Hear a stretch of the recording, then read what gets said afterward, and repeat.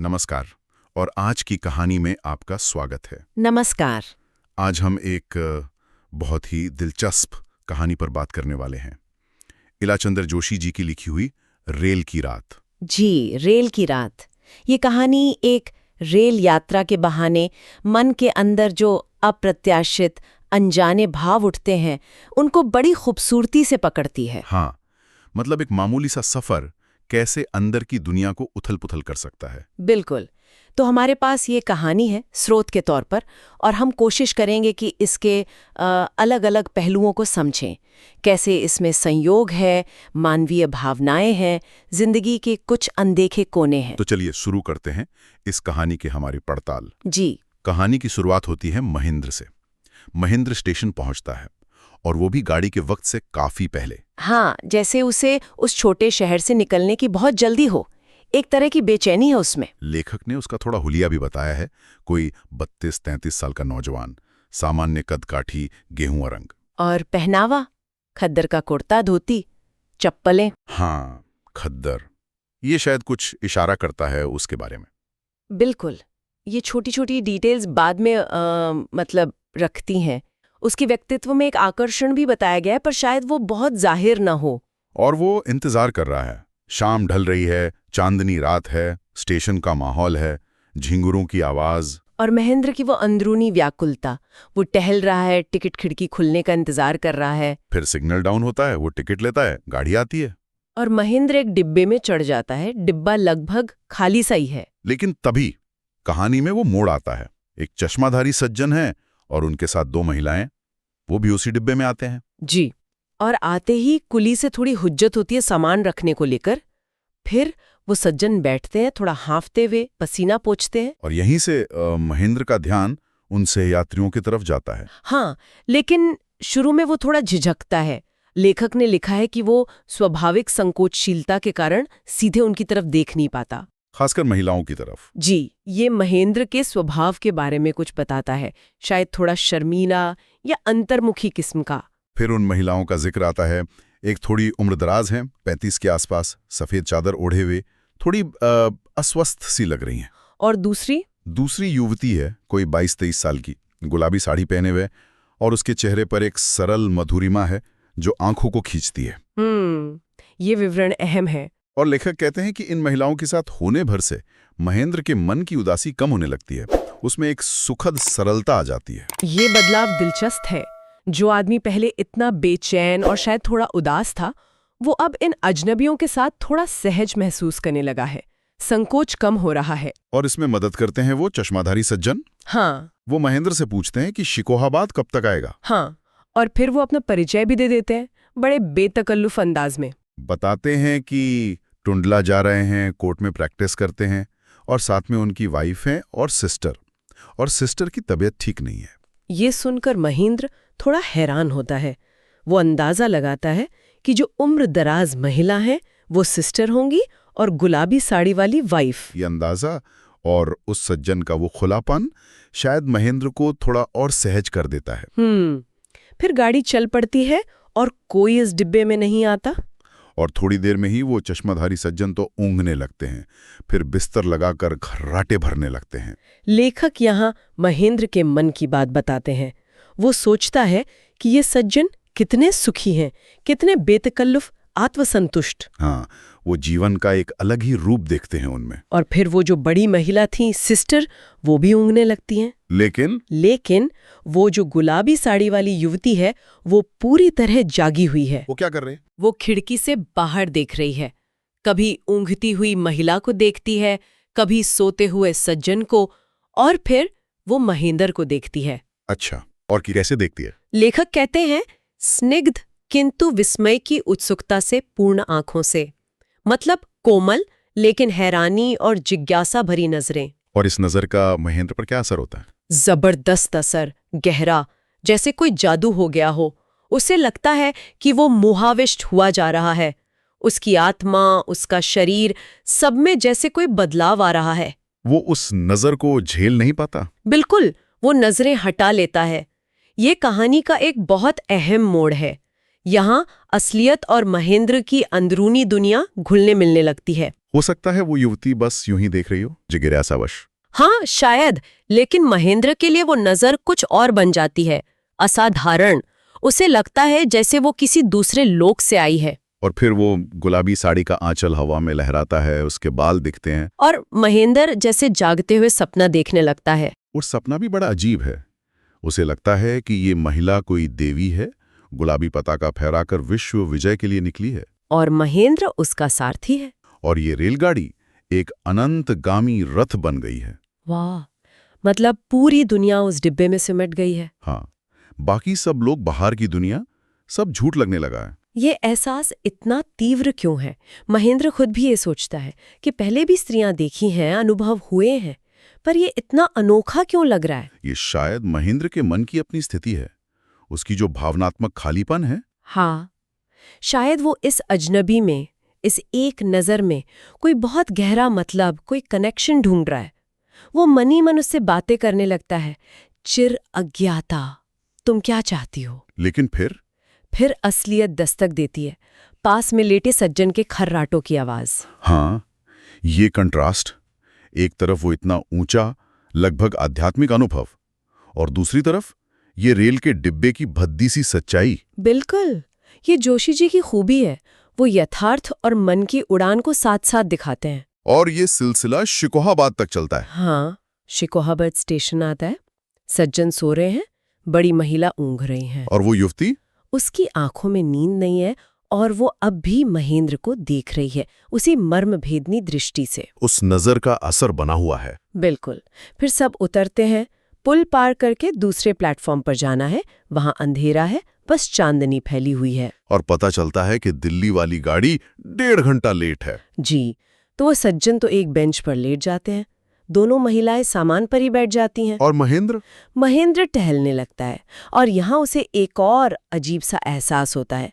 लेखक लिखते हैं कि उसे लगता है जैसे वो जीवन की मधुरिमा से आज प्रथम बार परिचित हो रहा था। ये कैसे? अब तो वो युवती सीधे उसे देख भी नहीं रही है। शायद उस पूरे अनुभव का असर है, या सिर्फ उसकी मौजूदगी का एहसास।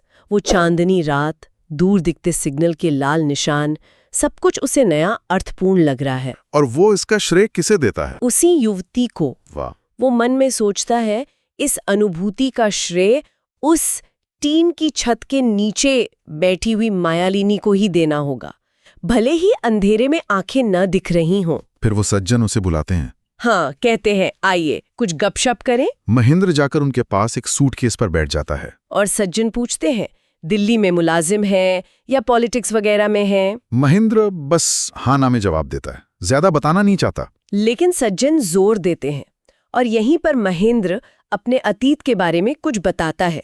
ये कहानी का एक और बहुत महत्वपूर्ण हिस्सा है। अच्छा, वो क्या बताता है? वो बताता है, और उसे ये एहसास है कि अंधेरे में बैठी वो युवती भी सुन रही है, कि कैसे वो 11 साल की उम्र से 30 साल तक गांधी जी के सिद्धांतों के पीछे पागल रहा। यानी आजादी की लड़ाई में? हाँ, संघर्ष किया, भूख सही, ठोकरें खाईं, घर परिवार समाज की फटकारें सही, सारे सुख छोड़ दिए, राष्ट्रीय आदर्श ही सब कुछ था। और 3 बार जेल गया, पुलिस के डंडे खाए, जमीन जायदाद कुर्क हो गई। इसी दौरान माता पिता गुजर गए, पत्नी की भी मृत्यु हो गई। ओहो, मैं तो बहुत कुछ सहा है उसने। जी, और अब जब वो जेल से छूटा है तो उसे अकेलेपन का गहरा एहसास हो रहा है।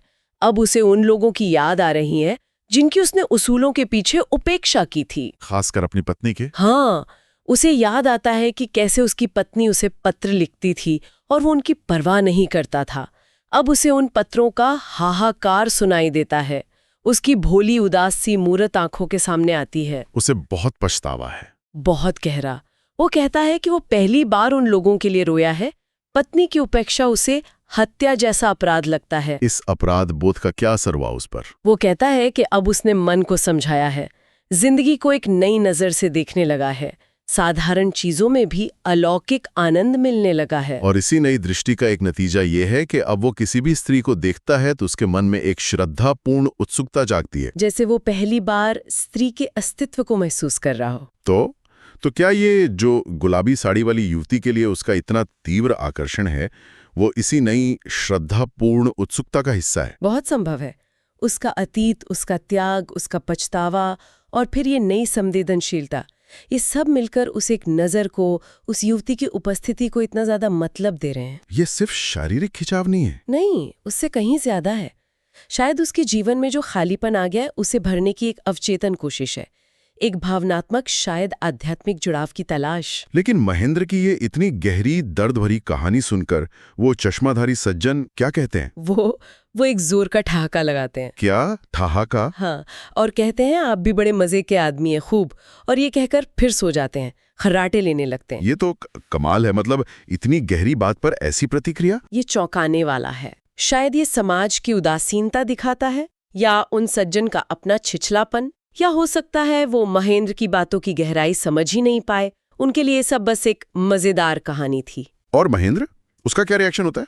महेंद्र बस एक लंबी सांस लेता है और फिर से उसी तरफ देखने लगता है जहां अंधेरे में वो गुलाबी साड़ी वाली युवती बैठी है। उसे अभी वहां दो आंखों की मार्मिक दृष्टि से तीव्र मोहकता महसूस होती है। वो उस हंसी से अप्रभावित रहता है। हाँ, वो अपनी ही दुनिया में, उस अनुभव में डूबा हुआ है, पुलक विवल होकर मंत्रमुग्ध सा बैठा रहता है। फिर दिल्ली की गाड़ी आती है। जी, घंटी बजती है, सिग्नल हरा होता है, और वो हरा प्रकाश महेंद्र के मन में गुलाबी रंग के साथ मिलकर कोई और ही दुनिया रचता है। गाड़ी में भीड़ बहुत है। हाँ, सज्जन को जगाया जाता है, कुली सामान उठाते हैं।